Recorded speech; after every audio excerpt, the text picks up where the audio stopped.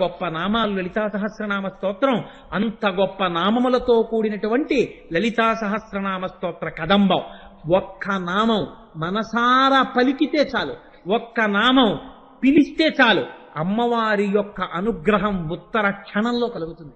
అటువంటిది రోజు ఒకసారి సభలో కూర్చుని ఆ నామం చెప్పే ముందు ఒకసారి ఆ నామాన్ని అని ఆ నామంలో ఉండేటటువంటి అర్థాన్ని కూడా వింటున్నారనుకోండి, లలితా సహస్రనామ స్తోత్రాన్ని వింటున్నప్పుడు కలిగేటటువంటి అనుగ్రహం వేరుగా ఉంటుంది. ఎందుకో తెలుసా అండి?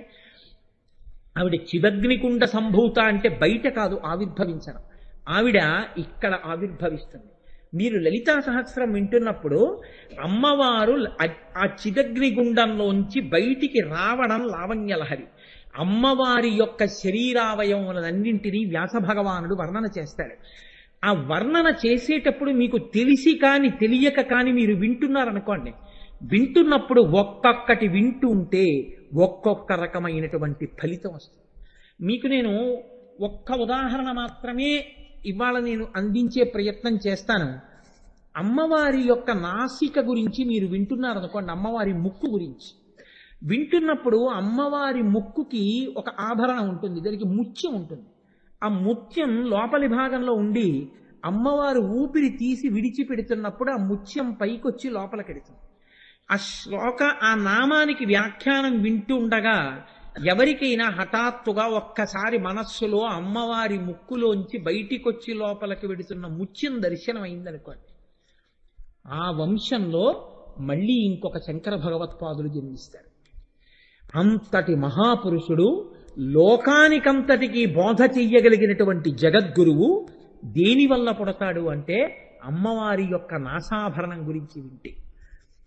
తెలిసో తెలియకో అమ్మవారి చివితాటంకముల గురించి వింటున్నారనుకోండి, అమ్మవారి మంగళసూత్రం గురించి వింటున్నారనుకోండి, అలా విన్న కారణం చేత భర్తకి ప్రమాదం ముంచుకొచ్చేస్తోంది అనుకోండి, విన్న కారణం చేత భర్త యొక్క ప్రమాదం తొలగిపోయి పసుపు కుంకాలు నిలబడిపోతాయి. కుటుంబంలో ప్రమాదాలు రాకుండా రక్షింపబడతాయి. పైకి కనపడకుండా ఫలం చెప్పకుండా ఒకే నామం అనేక రకములైనటువంటి ఫలితాలు ఇచ్చేస్తుంటుంది. లలితా సహస్రనామ స్తోత్రం మిగిలినటువంటి సహస్రనామ స్తోత్రముల వంటిది కాదు. దానికి ఒక ప్రత్యేకత ఉంటుంది. ఎందుచేత అన్న ప్రశ్నకి ఒక్కటే జవాబు. మిగిలినటువంటి సహస్రనామములలో చాలా సహస్రనామములు వ్యాసప్రోక్తములు. ఒక్క లలితా సహస్రనామ స్తోత్రం మాత్రం వ్యాసప్రోక్తం కాదు, వ్యాసుడు చెప్పినది కాదు. వసిన్యాది దేవతలు చేసినటువంటి స్తోత్రాన్ని వ్యాస భగవానుడు బ్రహ్మాండ పురాణంలో మనకి అందించాడంతే. అది సాక్షాత్తుగా అమ్మవారే అనుగ్రహించి వసిన్యాది దేవతల చేత పలికించింది శక్తినిచ్చి. అందుకని ఇది అమ్మవారే శక్తినిచ్చి పలికించి అమ్మవారే ఫలశ్రుతి చెప్పింది దానికి. ప్రతిరోజు ఈ స్తోత్రాన్ని చదివితే ఏం జరుగుతుంది అన్న విషయాన్ని అమ్మవారు స్వయంగా చెప్పింది. ఎక్కడ చెప్పింది అంటే ఒక పెద్ద దేవతా సభలో చెప్పింది ఆవిడ. అందుకే లలితా సహస్రనామముతో తుల్యమైనటువంటి సహస్రనామ స్తోత్రాన్ని చెప్పడం కష్టము అంటారు పెద్దలు. అందులో ఒక్క అక్షరం కూడా మీరు వెతికి చూద్దామన్నా అనవసరమైనటువంటి అక్షరములు ఏవీ కనపడవు. అవి వసిన్యాది దేవతలు అమ్మవారి అనుగ్రహంతో ఆ స్తోత్రాన్ని చెయ్యడమే దానికి ప్రధానమైన కారణం. అసలు లలితావిర్భావమునకు సంబంధించినంత వరకు మనం గమనించవలసినటువంటి నేపథ్యం ఒకటి ఉంటుంది. భగవంతుడు అపారమైనటువంటి దయాసముద్రుడు, కరుణామూర్తి. భగవంతుని యొక్క కారుణ్యము ఎంత చిత్రంగా ఉంటుంది అంటే ప్రపంచంలో ప్రమాదకరమైనటువంటి వస్తువుని కూడా శుద్ధి చేసి ప్రపంచానికి పనికొచ్చేటట్టుగా అందజేయడంలో ఈశ్వరుడి యొక్క కారుణ్యము వ్యక్తమవుతూ ఉంటుంది. మీరు చూడండి, ఒక పాము యొక్క విషం మనిషిలోకి ప్రవేశిస్తే మనిషి మరణిస్తాడు. కానీ వైద్యుడు అదే పాము యొక్క విషాన్ని తీసి శుద్ధి చేసి మనుష్యులకు వచ్చినటువంటి అనారోగ్యములు తొలగిపోవడం కోసమని ఔషధంగా అందిస్తాడు. వైద్యుడి చేతిలో పడితే పాము విషం మనుష్య కోటికి అది ఒక ఔషధంగా పనికొస్తుంది. అదే పాము విషం మన శరీరంలోకి ప్రవేశిస్తే మృత్యుకారకం అవుతుంది.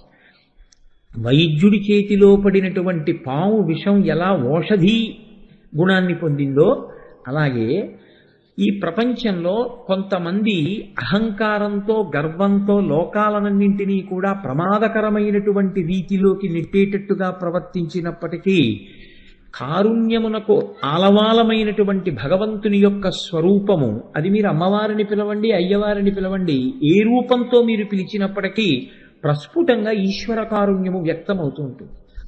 విశేషించి అమ్మ అన్న మాట ఎక్కడుందో అక్కడ ఈ కారుణ్యం మరింత ప్రస్ఫుటంగా ఉంటుంది. లలితా సహస్రనామ స్తోత్ర ఆవిర్భావమునకు వెనక చాలా పెద్ద నేపథ్యమే జరిగింది. మిగిలినటువంటి సహస్రనామ స్తోత్రములకు వేటికి ఇంత పెద్ద నేపథ్యం ఉన్నట్లు కనపడదు. ఒక పరమభక్తుడైనటువంటి వాడు ఎక్కడో ఒక చోట కీర్తన చేస్తాడు, మంచిదే. నేనంత మాత్రం చేత ఆ సహస్రనామముల యొక్క వైభవమును తగ్గించి మాట్లాడడం అనేటటువంటిది నా ప్రయోజనం కాదు. ఒక సహస్రనామ స్తోత్ర ఆవిర్భావము వెనుక ఉన్నటువంటి నేపథ్యము ఎంత పెద్దదై ఉన్నదో మీరు లలితా సహస్రనామ స్తోత్రాన్ని గమనిస్తే మనం కొంచెం ఆశ్చర్యపోవలసి ఉంటుంది. ఎందుచేత అంటే తారకాసుర సంహారం జరపవలసి వచ్చింది.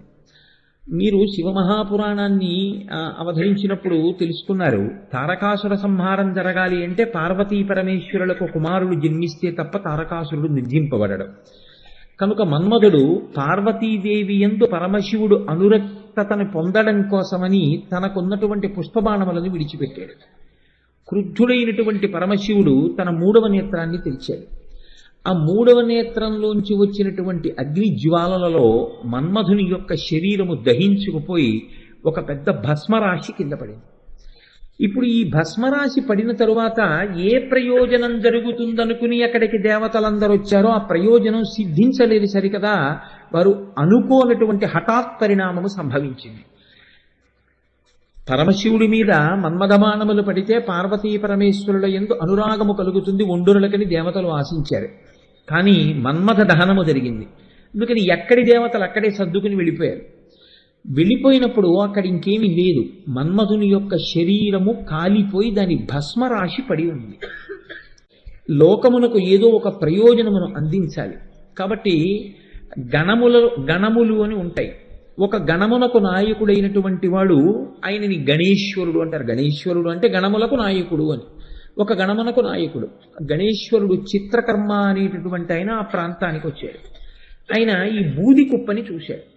నాకు చాలా బాగుంది, ఎంత తెల్లటి బూడిదో, దీంతో ఒక బొమ్మ చేస్తే బాగుంటుంది అనుకున్నాడు. ఆయన ఆ బూదితోటి ఒక బొమ్మని తయారు చేశాడు. బొమ్మని తయారు చేసి చూస్తే ఇప్పుడు ఆయన కంటికి అది చాలా అందంగా కనపడింది ఆ బొమ్మ. దానికి ప్రాణప్రతిష్ఠ జరిగింది.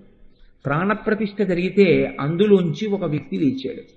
అది పరమశివుడు క్రుద్ధుడై రుద్రమూర్తి అయి తన కన్ను తెరిచినప్పుడు వచ్చినటువంటి అగ్ని జ్వాలల చేత భస్మమైనటువంటి శరీరము యొక్క బూది. అందులోంచి తయారైనటువంటి వ్యక్తి కనుక వ్యగ్రతతో కూడినటువంటి స్వభావంతో ఉన్నాడు. ఇప్పుడు ఆ వ్యక్తిని చూసి చతుర్ముఖ బ్రహ్మగారు అన్నారు, భండ భండ అన్నారు. అంటే ఆయనకి అనుకోకుండానే నామకరణం జరిగింది. భండ భండ అన్నారు. అంటే ఆయన పేరు భండాసురుడు అయ్యాడు. అసురుడు ఆయనకి వెంటనే వచ్చిన పేరు కాదు. బ్రహ్మగారు ఆయన్ని పిలిచినటువంటి మాట భండ అని పిలిచారు. ఇప్పుడు ఈ భండ అసురుడయ్యాడు. అసురుడైతే రాక్షసుడైతే భండాసురుడు అయ్యాడు. ఈయనతో పాటుగా 2 జన్మించారు. వాళ్ళిద్దరిని ఆయన యొక్క సోదరులు అని పిలిచారు. వాళ్ళు విశుక్రుడు, విషంగుడు. వాళ్ళ పేర్లన్నీ అలాగే ఉంటాయి. ఆ తమాషా ఏమిటో మీరు ఎలాగో లలితా సహస్రనామ స్తోత్రానికి వ్యాఖ్యానం వస్తుంది కాబట్టి అప్పుడు ఇందురు కానీ నేను ఇప్పుడు నేపథ్యంగా మాత్రమే ఆవిష్కరించే ప్రయత్నం చేస్తాను. ఈ విశుక్రుడు, విషంగుడు అనేటటువంటి సోదరులతో కలిసి భండాసురుడు లోకములనన్నింటినీ బాధ పెట్టడం ప్రారంభించాడు. ఎందుచేత అంటే మనకి ఇటువంటి రౌద్ర ప్రవృత్తితో కూడిన వాడు ఒకడు దొరికాడు. పైగా ఆయనకి భగవంతుని యొక్క అనుగ్రహం కలిగింది. రుద్రుని యొక్క అనుగ్రహం కలిగి వరాన్ని పొందాడు. తన ఎదురుగుండా ఈ బ్రహ్మాండంలో ఎవరైనా నిలబడితే, ఈ బ్రహ్మాండంలోని వారు ఎవరైనా ఆయనకి ఎదురు నిలబడితే వాళ్ళ బలంలో సగం ఆయనకి ఎడుతుంది. కాబట్టి కొన్ని వేల సంవత్సరముల దీర్ఘాయుష్మంతుడు. ఇటువంటి వాడే మనకు కావాలి మన శత్రువులందరితో పోరాటం చెయ్యాలంటే. కాబట్టి ఇప్పుడు రాక్షసులందరూ వచ్చి ఈ భండాసురుణ్ణి నాయకుడిగా మూర్ధాభిషిక్తుణ్ణి చేసేసారు. చేసేసి ఇప్పుడు ఆయనకి విశుక్రుడు విషంగుడు అనేటటువంటి సోదరులు కూడా బయలుదేరారు. వీళ్ళ ముగ్గురు కలిసి అపారమైనటువంటి శక్తివంతులు. అపారమైన శక్తివంతులు కనుక రెండు పనులు చేస్తుంటారు. ఒకటి, తాము భోగం అనుభవిస్తారు. రెండు, ఆ భోగము వేరొకరు అనుభవిస్తే వాళ్ళు తట్టుకోలేరు. అదే రాక్షస ప్రవృత్తి అంటే. శరీరమునకు బలము ఉన్నప్పుడు ఈశ్వరుణ్ణి చేరుకునేటటువంటి ప్రయత్నం ఎవడు చేస్తున్నాడో వాడికి ఈశ్వరానుగ్రహం ఉన్నది అని గుర్తు. శరీరంలో బలం ఉండగా అది కేవలము భోగమునకు మాత్రమే వాడుకున్నవాడు ఆపదని గమనించలేకపోతున్నాడు, కాలము వెళ్ళిపోతోందని తెలుసుకోలేకపోతున్నాడు. తాను భోగమునందు లాలసతో ఉండడమే కాకుండా వేరొకడు ఎటువంటి భోగమును అనుభవించకూడదనేటటువంటి దృష్టికోణం కూడా పొంది ఉన్నటువంటి వాడినే రాక్షసుడు అని పిలుస్తారు. కాబట్టి ఇప్పుడు రాక్షసుల యొక్క చిలిమి చేశారు, రాక్షసులకు నాయకులయ్యారు. ఈ భండాసురుడికి 4 భార్యలు, సమ్మోహిని, కుముదిని, చిత్రాంగి, సుందరి. 4 భార్యల్ని తీసుకున్నాడు. పరమ సంతోషంగా కాలం గడుపుతున్నాడు. కాలం గడుపుతుంటే ఒకనాడు విశుక్రుడు విషంగుడు భండాసురుడు ఒక చోట సమావేశం అయ్యారు. రాక్షసుల యొక్క ప్రవృత్తి ఎంత గమ్మత్తుగా ఉంటుందో చూడండి. మీరు పురాణములను పరిశీలనం చేస్తే పురాణాలు ఎందుకు పనికొస్తాయండి అనుకుంటారు చాలామంది. పురాణముల యందు సరి అయినటువంటి దృష్టికోణ ప్రసరణం జరిగితే మీరు ఈ లోకాన్ని అధ్యయనం చేయడం చాలా తేలికైపోతుంది. రాక్షసుల యొక్క ప్రవృత్తి ఎలా ఉంటుందో చూపిస్తున్నారు ఋషి. వీళ్ళు ముగ్గురు ఒక చోట సమావేశమయ్యారు. సమావేశమై వాళ్ళు అనుకున్నది ఏమిటంటే, మనం ఎలా జన్మించామన్నది పక్కన పెట్టండి, అనుకోకుండా జన్మించేశాం. మనం కూడా అంతే కదండి. ఎక్కడో భండాసురుడు అనుకోకండి. కొంచెం ఈ మాటలు మీరు అన్వయం చేసుకునే ప్రయత్నం చేయండి. మన ప్రయత్నం మన ప్రయోజనం ఏం లేదు, పుట్టేశాం. కాబట్టి ఎన్ని కష్టాలు పడ్డాం, ఎన్ని జన్మలు ఎత్తి పుట్టాం పక్కన పెట్టేయండి. ఇప్పుడు పుట్టాం కదా, భోగాలను అనుభవిస్తే గొడవ వదిలిపోయింది అంతే. భండుడు అంటే ఎక్కడో ఉంటే లలితాదాసుని ఇప్పుడు చెప్పుకోవడం ఎందుకండి. కాబట్టి ఎక్కడ ఉన్నాడు భండుడు అంటే నా ఇందే ఉన్నాడు. కాబట్టి ఇప్పుడు ఈ భండాసురుడు విశుక్రుడు విషంగుడితో కలిసి అన్నాడు, మనం సుఖాలు అనుభవించాం, మనం భోగాలు అనుభవించామంటే బాగుంది. మనని ఆశ్రయించినటువంటి వాళ్ళు సుఖాలు అనుభవించారు, భోగాలు అనుభవించారు, చాలా బాగుంది. మనకి ఎవరు జయ జయధ్వానం చేస్తారో, ఎవరు మనని ప్రభువుగా అంగీకరించారో, ఎవరు మన మోచేతి కింద నీరు తాగి బతుకుతున్నామని గులాములై ఉన్నారో అటువంటి వాళ్ళు సుఖములు అనుభవిస్తే మనకేం అభ్యంతరం లేదు. అటువంటి వారెవరు? రాక్షసులు. కాబట్టి రాక్షసులను అనుభవించని.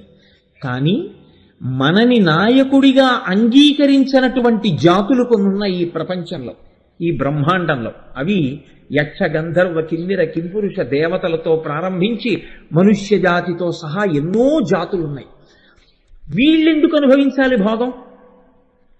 మనం అనుభవించామంటే దానికి అర్థం ఉంది. సుఖం అనుభవిస్తాం, వాడెందుకు అనుభవించాలి సుఖం? మీరు చూడండి, ఒక్కొక్కడు తాను సుఖపడతాడు, ఇంకొకడు సుఖపడ్డాన్ని చూడలేడు. మీరు చూడండి, కొంతమంది దగ్గర ఒక గమ్మత్తు ఉంటుంది. తాను కూర్చుని ఉంటాడు, వేరొకరిని కూర్చోమని అండం. ఎందుకనంటే లోపల భండుడు ఉన్నాడు, నేను కూర్చోవచ్చు, ఆయన కూర్చోవడం ఏమిటి నా ముందు అంటే కూర్చోమండం. ఎందుకు అనలేడు అంటే కుర్చీ ఖాళీగా అన్నా ఉంచుతాడు తప్ప తన ముందు కూర్చోవడం అంగీకరించలేడు. ఇటువంటి స్థితి భండాసురుడైతే దీన్ని అధిగమించి తన కష్టాన్ని పక్కన పెట్టి అవతల వాళ్ళ యొక్క కష్టం గురించి ఎక్కువ ఆలోచించగలగడం దైవత్వం. అంతే తేడా. చంద్రశేఖర పరమాచార్య స్వామి ఒకరోజు ఆశ్రమం అధికారులు చూస్తే ఒప్పుకునేవారు కాదు. మీరు ఈ వయస్సులో ఇలాగే మాట్లాడుతుంటే మీ ఆరోగ్యం ఏమైపోతుందని బెంగ పెట్టుకునేవారు. ఒకరోజు పాపం ఆ పీఠం మేనేజర్ గారు ఏదో పని మీద ఎక్కడికో వెళ్ళారు. మంచి అవకాశం దొరికింది అనుకున్నారు పరమాచార్యులు వారు. ఓ గడ్డిమావు దగ్గర కూర్చున్నారు. ఆయన కూర్చునే ప్రదేశాలు కూడా అలాగే ఉంటాయి, ఎందుకంటే అక్కడ ఆవులు తిరుగుతాయి, అందుకని ఆయనకి పరమ ప్రీతి. ఓ గడ్డిమావు దగ్గర కూర్చున్నారు. ఎవరో వెళ్ళి పురాణాల్లో ఉండేటటువంటి విషయాల గురించి మాట్లాడడం మొదలెట్టారు. అంతే, ఆయన పరమ ప్రసన్నులు అయిపోయారు. మాట్లాడేస్తున్నారు. తెల్లవారుజామున 3 అయింది. ఆయనకి 3 అయినట్టు ఆయనకి తెలియదు, కూర్చున్న వాళ్ళకి తెలియదు. పరమాచార్య మాట్లాడడం అంటే మాటలా అండి, అమృతధారలు. 3 అయింది. తెల్లవారుజాము సమయంలో ఆయన్ని కలుసుకోవడానికి అవుతుందేమో, స్నానం చేసి బయటికి వస్తారు కదా అని ఒక స్త్రీ తన కూతుర్ని తీసుకుని వచ్చి దూరంగా నిల్చుంది. అప్పుడు వచ్చారు పీఠం మేనేజర్ గారు ఎక్కడి నుంచో వచ్చి, స్వామి మీకు ఎన్ని మాటల నుంచి చెప్తున్నామండి, పసిపిల్లాడికి చెప్పినట్టు భగవంతుడి పేరెత్తితే, పురాణం పేరెత్తితే, వేదం పేరెత్తితే, ఉపనిషత్తు పేరెత్తితే అలా మాట్లాడేయడమే. 3 అయింది. పోని పడుకుంటారా వెళ్ళో గంట అనుష్ఠానం. ఎలా ఉంటుంది ఆరోగ్యం? మీరు లేచి వెళ్ళి స్నానం చేసి మీరు ఏమయ్యా ఇంతసేపు మాట్లాడించడానికి మీకు బాధగా లేదు, ఎందుకయ్యా అలా మాట్లాడిస్తారా ఆయన్ని అంటున్నారు. ఆయన అంటున్నారు పరమాచార్యులు గారు, ఈయన లేచి కమండలం పట్టుకుని సత్యదండం పట్టుకుని వెళ్ళబోదా అని ఇలా చూశారు. చూసేటప్పటికి ఒక ఆవిడ అక్కడ నిలబడింది ఈయనతో మాట్లాడడానికి. ఇలా అంటారేమో వద్దామని నించునుంది. పాపం చూశారు కదా, పిలుస్తారేమో అని ఆదుర్దా పడుతోంది. పీఠం మేనేజర్ గారు చూశారు ఆవిడ. ఇంకా 3 అవ్వలేదు, అప్పుడే నువ్వు కూడా సిద్ధమైపోయావా? ఇప్పటిదాకా వీళ్ళు అయ్యారు, ఇక అనుష్ఠానం చేసుకుందామంటే ఇంకా నువ్వా అన్నారు. అంటే ఆయన అన్నారు, ఏమో నీకు చెప్పడం మర్చిపోయాను, ఒక్కసారి వెళ్ళి దేవాలయం దగ్గర కొద్దిగా విభూతి ఉంటుంది అక్కడ ఒక్కసారి పట్టరా అన్నారు. అంటే మరి స్వామివారి ఆజ్ఞ కాదనకూడదు, గబగబా వెళ్ళారు పీఠం మేనేజర్ గారు. ఆయన గబగబా ఇల్లారా అన్నారు. అని ఏమమ్మా ఎందుకు నించున్నావు చీకట్లో అంతసేపు, ఏమి చెప్పు నీకు కారణం? ఆవిడ ఏదో చెప్పింది, ఆయన తీసుకొచ్చారు, ఆ విభూతి ఆవిడికి ఇచ్చేయని వెళ్ళిపోయారు. అంటే తన కష్టం గురించి చూసుకునేటటువంటి లక్షణాన్ని కూడా అధిగమించేసి అవతల వాళ్ళ కష్టం ఒక్కటే ఆలోచించగలిగినటువంటి స్థితికి మహాపురుషులు వెళ్ళిపోతారు. కేవలం తన భోగం తన సుఖం తప్ప ఇతరులు అటువంటి సుఖాన్ని కాని భోగాన్ని కాని అనుభవించకూడదని చూసేటటువంటి వాడు రాక్షస ప్రవృత్తి కలిగిన వాడు. మన నాయకత్వం లేని వాళ్ళు, మన్ని నాయకుడిగా అంగీకరించని వాళ్ళు ఎందుకు భోగాలు అనుభవించాలి? వాళ్ళు అనుభవించకూడదు. కాబట్టి భోగం అనుభవించకూడదు అంటే ఏం చెయ్యాలి? వాళ్ళు చాలా చమత్కారమైన ఆలోచన చేశారండి. సృష్టిలో బహుశా ఏ రాక్షసులకి రాలేదు ఇటువంటి ఆలోచన. వాళ్ళు అన్నారు, మనం ఒక పని చేద్దాం, సుఖములన్నింటికీ ఆలవాలము ఎక్కడుందో దాన్ని నిర్వీర్యం చేద్దాం. కాబట్టి మనలో భండుడు స్వర్గలోకానికి వెడతాడు, విశుక్రుడు భూలోకానికి వెడతాడు, విషంగుడు రసాతలానికి వెడతాడు. ముగ్గురం స్థూల శరీరాలతో వెళ్ళద్దు, సూక్ష్మ శరీరాలతో వెడదాం. వెళ్ళిన ప్రతి చోట మనం చెయ్యవలసిన పని ఒక్కటే. ఏమిటి ఆ పని అంటే, పురుషులకు పుంసత్వము లేకుండా నశింపచేసేద్దాం. స్త్రీల యందు రసోత్పాదనం లేకుండా, రేతస్సు లేకుండా స్త్రీలని చేసేద్దాం. స్త్రీకి స్త్రీ సహజమైనటువంటి స్థితి ఉండదు, పురుషుడికి పుంసత్వం ఉండదు. ఇప్పుడు స్త్రీ పురుషుల మధ్య భోగీచ్ఛ ఉండదు. స్త్రీ పురుషుల మధ్య భోగీచ్ఛ లేని నాడు, అసలు ఆ సంతోషము అన్నది కొరవడిపోయిన నాడు, మనస్సుని సంతోషంగా ఉంచుకోవడము అనేటటువంటి ప్రయత్నమే లేని నాడు లలిత కళలు నశించిపోతాయి. సంగీతం వినరు ఎవరు నృత్యం వినరు, ఎవరు చక్కగా ఎక్కడో ఏదో మంచి కార్యం జరుగుతోందంటే వినరు. ప్రతివాడు ఏమైపోతాడంటే నీరసపడిపోతాడు. ఈ నీరసపడిపోతే ఏమైపోతుందంటే ఎక్కడా ఏవీ జరగవు. ఇలా నీరసపడిపోతే కొన్నాళ్ళకి ఏమైపోతుంది, స్త్రీ పురుషుల మధ్య భోగేచ్ఛ లేదు. భోగేచ్ఛ లేదు కాబట్టి ప్రత్యుత్పత్తి లేదు. ప్రత్యుత్పత్తి లేదు కాబట్టి భోగము లేదు, ప్రత్యుత్పత్తి లేదు. కాబట్టి ఆ జాతులు తమంత తాము నశించిపోతాయి. కొన్నాళ్ళకి దేవతలందరూ ఏమైపోతారు, నశించిపోతారు. కొన్నాళ్ళకి మనుష్యులందరూ ఏమైపోతారు, నశించిపోతారు. కొన్నాళ్ళకి జంతులోకం అంతా ఏమైపోతుంది, నశించిపోతుంది. సర్పజాతి ఏమైపోతుంది, నశించిపోతుంది. ఎవరు మిగిలిపోతారు ఈ భోగేచ్ఛతో ఉండి? రాక్షసుల ఒక్కళ్ళే మిగులుతారు. మనకి భోగము మిగలాలి, భోగం అనుభవించడానికి మనం తప్ప మరొకడు ఉండనుకోవడం. అంటే అసలు ఆ కోరిక ఎంత దూరం వెళ్ళిపోయిందో చూడండి. ఇప్పుడు వీళ్ళు ముగ్గురు బయలుదేరి సమస్త లోకముల యందుండేటటువంటి అన్ని జాతుల వారి యందు పురుషులకు పుంసత్వం లేకుండా చేశారు. పుంస్త్వము లేదు.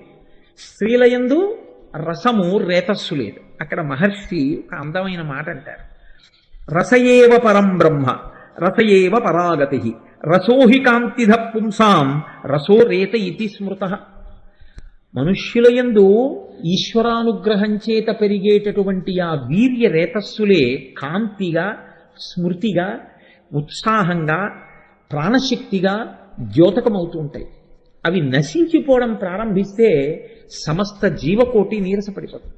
కాబట్టి జీవకోటి అన్ని చోట్ల నీరసపడింది. ఆఖరికి రసాతలంలో ఉండేటటువంటి సర్పజాతులు పడగలెత్తడం కూడా మానేసి, ఎక్కడా లలిత కళలు లేవు. ఎక్కడా కచేరీలు లేవు, ఎక్కడా సంగీతం లేదు, ఎక్కడా నృత్యం లేదు, ఎక్కడా ఏ సభలు లేవు, ఎక్కడా ప్రవచనాలు లేవు, ఎక్కడా హోమాలు లేవు, యజ్ఞాలు లేవు, యాగాలు లేవు. ఏమిటో ఎవరిని చూసినా అలా దిగాలుగా కూర్చుని ఉంటారు. ఒకరిని ఒకరు చూసుకోరు, ఒకరిని ఒకరు చూసి చిరునవ్వులు ఉండవు, ఒకరిని ఒకరు చూసి సంతోషాలు ఉండవు. వీళ్ళు యుద్ధం చేయలేదు. యుద్ధం చెయ్యకుండా లోకమునందు కామప్రళయాన్ని సృష్టించాడు భండాసురుడు. ఇది లలితా సహస్రనామ స్తోత్ర ఆవిర్భావమునకు నేపథ్యం. మనం ఎందుకు ఇలా ఉన్నాం అని ప్రశ్న వేసుకుందామన్న ఉత్సాహం లేదు అసలు. సమస్త జాతులు నీరసపడిపోయాయి, సమస్త లోకాలు నీరసపడిపోయాయి. ప్రత్యుత్పత్తి లేదు, జాతులు నశించిపోవడం ప్రారంభమైపోయింది.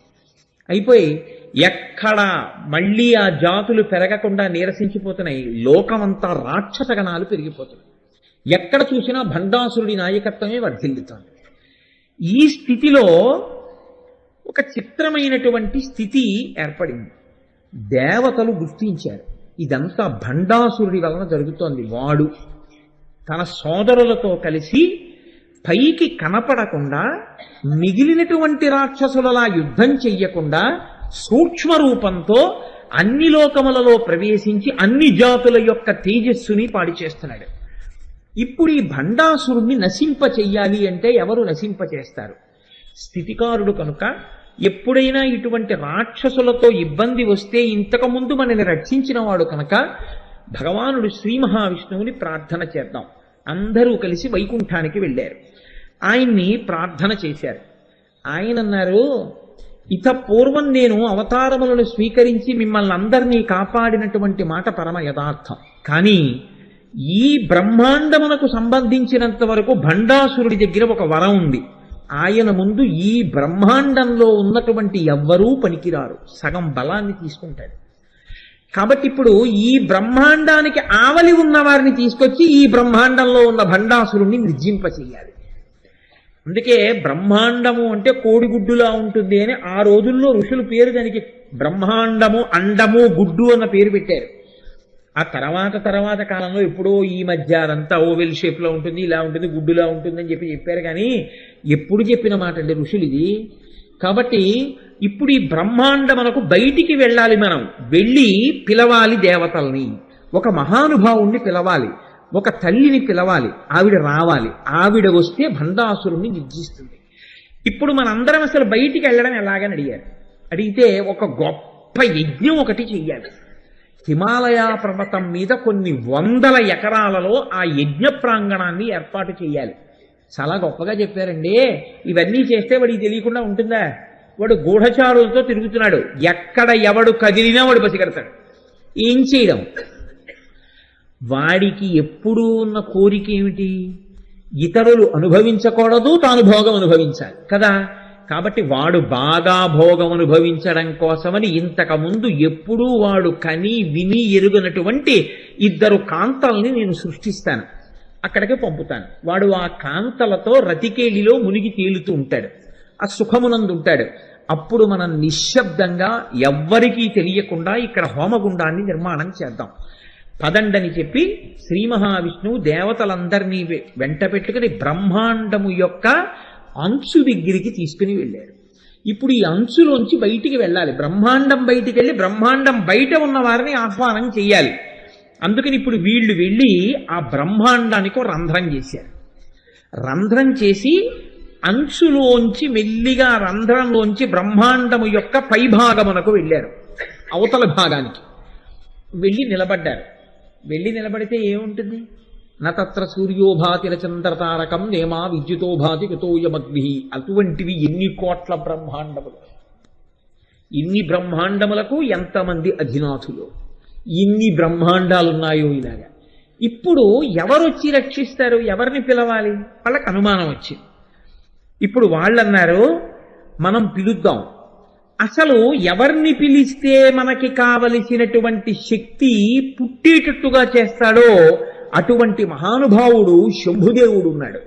ఆయన్ని మనందరం ఎలుగెత్తి పిలుద్దాం. పిలిస్తే తప్పకుండా పలుకుతాడు. కనుక రండి, అందరూ కలిసి స్తోత్రం చెయ్యండి శంభుదేవుణ్ణి అన్నారు. ఆ శంభుదేవుడి గురించి మీరు చేసినటువంటి ప్రార్థనే మనందరం చేశామే, ప్రారంభంలో అదే దేవతలందరూ పరమశివుణ్ణి ఉద్దేశించి ఆ శంభుదేవుణ్ణి ఉద్దేశించి పిలిచారు. జయపాలనయన శ్రీ కల్లోలనయన చితశైలనయన సర్వా జయకాల కాల జయ మృత్యు మృత్యు జయ దేవ దేవ శంభో. ఇందాక మీరు చదివారు కదా, అదే స్తోత్రాన్ని దేవతలందరూ కలిసి పిలిచారు. పిలిస్తే అందులో మీరు పెద్ద వివరణ చెయ్యవలసింది ఏముండదు. అందులో పరమశివుని యొక్క గుణములన్నీ ఆవిష్కరింపబడి ఉంటాయి. శంభుదేవుడు అక్కడికి వచ్చాడు. వచ్చి ఆయన అన్నాడు, మీకు కలిగినటువంటి విపత్తు నుంచి మిమ్మల్ని ఉద్ధరించాలి అంటే లలితాపరాభట్టారికా స్వరూపం ఆవిర్భవించాలి. అటువంటి